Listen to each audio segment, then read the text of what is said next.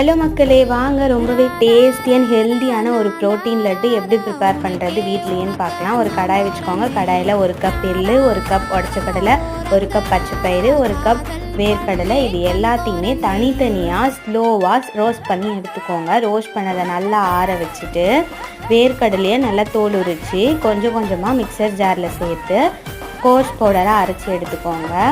Next கூடவே கொஞ்சமாக வெல்லமாக add பண்ணிக்கோங்க. நீங்கள் நாட்டு சர்க்கரையும் ஆட் பண்ணிக்கலாம் ஸ்வீட்னஸ்க்கு, இல்லைனா டேட்ஸ் ஆட் பண்ணிக்கலாம்.